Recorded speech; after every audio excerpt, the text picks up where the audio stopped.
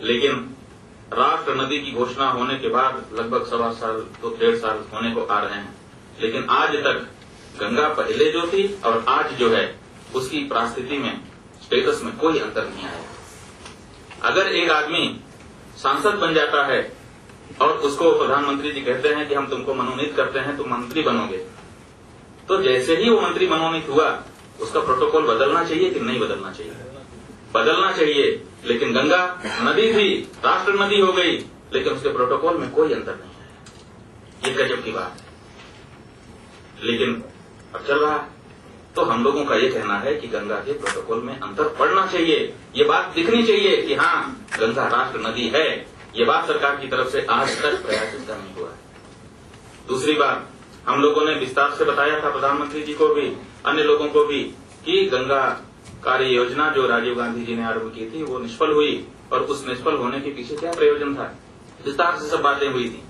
लेकिन जो बात अब आरंभ कर दी गई है, कहीं न कहीं से ढर्रा वही पुराना शासन का, प्रशासन का और तरीके का पकड़ लिया गया है। आप समझिए कि गंगा को आप राष्ट्र नदी कहते हैं, उसके लिए एक बहुत बड़ा प्राधिकरण बना देते हैं, जाने कितने हजार करोड़ रुपए उसके लिए लाने की बात और खर्च करने की बात करने लग जाते हैं।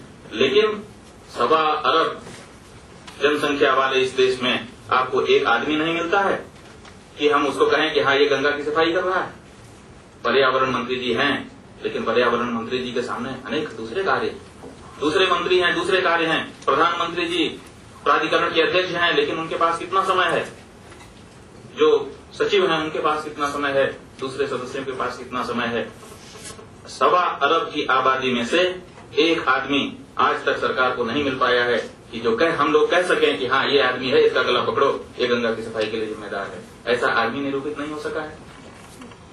ये कैसी बात?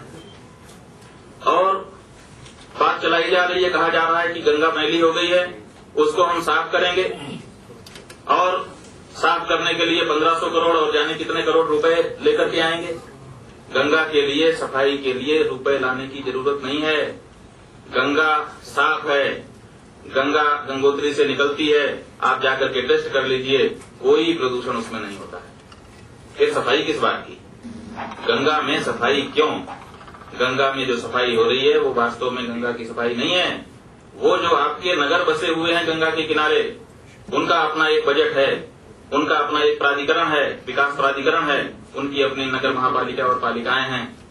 वो शहर के मल जल की व्यवस्था करें, और उनके पास उसका फंड है, उनके पास उनकी कार्यदायी संस्था है, तो वो उसकी व्यवस्था करें।